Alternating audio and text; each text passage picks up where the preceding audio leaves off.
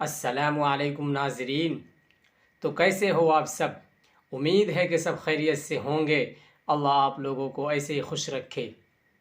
دوستو، جیسا کہ آپ میرا تھمبنیل دیکھ کر کے سمجھ ہی گئے ہوں گے کہ آج میں آپ سے کس بارے میں گفتگو کرنے والا ہوں۔ چلیے میں آپ کو ایک سچی کہانی کی طرف لے جاتا ہوں۔ ایک بار کی بات ہے کہ ایک بادشاہ جوانوں کے لنگر خانے گیا تو صفائی ستھرائی چیک کی، بالکل درست تھی۔ پھر اس نے پوچھا کہ جوانوں کے لیے آج کیا پکایا ہے؟ تو جواب ملا کہ بیگن پکایا ہے۔ تو بادشاہ سخت ناراض ہوا کہ جوانوں کے لیے بھلا اتنا گھٹیا کھانا کیوں پکایا گیا ہے؟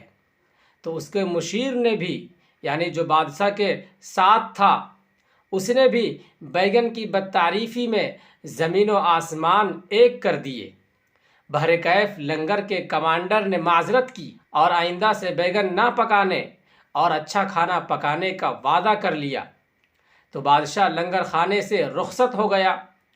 کچھ وقت گزرنے کے بعد بادشاہ کو دوبارہ سے جوانوں کے لنگر خانے جانے کا اتفاق ہوا۔ تو اتفاق سے اس روز بھی بیگن پکائے گئے تھے۔ تو بادشاہ نے بیگن کی تعریف کی۔ تو وہی مشیر جو اس وقت بادشاہ کے ساتھ تھا، اس نے بھی بیگن کی تعریف میں ممکنہ سے بھی آگے بیگن کے فوائد گنانا شروع کر دیے۔ گویا کہ بیگن کے ٹکر کی کوئی اور سبزی اور پکوان باقی نہ رہی۔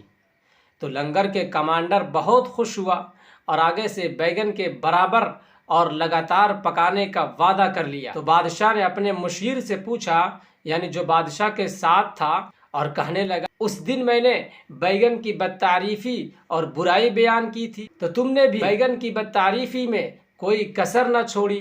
آج جب کہ میں نے بیگن کی تعریف کی ہے تو تم نے بھی بیگن کی تعریف میں کوئی کسر باقی نہیں چھوڑی۔ تو اس نے جواباً کہا کہ حضور، میں آپ کا غلام ہوں، بیگن کا غلام نہیں ہوں۔ یہ سن کر بادشاہ نے کہا کہ تم ہی جیسے لوگ جی حضوری کرنے والے حق اور سچ کو سامنے آنے نہیں دیتے ہیں، جس کے سبب صاحب اقتدار متکبر اور گھمنڈ ہو جاتے ہیں، اور اس کے نتیجے میں ان سے انصاف نہیں ہوتا۔ انصاف کا قتل ہی قوموں کے زوال کا سبب بنتا ہے۔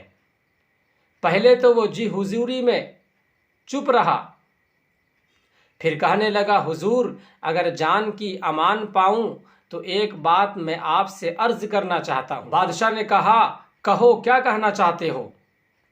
تو کہنے لگا، حضور حق اور سچ کہنے والے ہمیشہ جان سے گئے ہیں، یعنی جان سے مارے گئے ہیں۔ تو بادشاہ نے کہا، یاد رکھو، سچ اور حق جان سے بڑھ کر قیمتی ہے۔ مرنا تو ایک روز ہے ہی، اور ہر انسان کی موت کا وقت متعین ہے۔ اگر سچ کہتے ہوئے مرو گے تو باقی اور زندہ رہو گے، تو عوام کی تعریفوں میں مر کر بھی زندہ رہو گے۔ البتہ جھوٹ کہنے یا اس پر درست کی مہر لگانے کی صورت میں بھی مر کر زندہ تو رہو گے، لیکن لعنت اور پھٹکار اس زندگی کا مقدر بنی رہے گی۔ دوستو، بالکل یہی حال آج ہمارے اس پیارے ملک بھارت کا بھی ہے کہ اگر ہمارا پردھان منتری کچھ غلطی بھی کرتا ہے تو اس کے آس پاس رہنے والے لوگ، اس کے چیلے چپاٹی لوگ اس کو درست اور صحیح بنا کر کے پیش کرتے ہیں اور عوام کو گمراہ کرتے ہیں۔ امید کرتا ہوں کہ آپ حق اور سچ کے خلاف ہمیشہ اپنی ہمت و حوصلہ کو بلند رکھیں گے، اور ایسی بات کہہ کر کے اگر آپ مارے جاؤ گے تو مر کر کے بھی آپ زندہ رہو گے۔ السلام علیکم ورحمۃ اللہ وبرکاتہ۔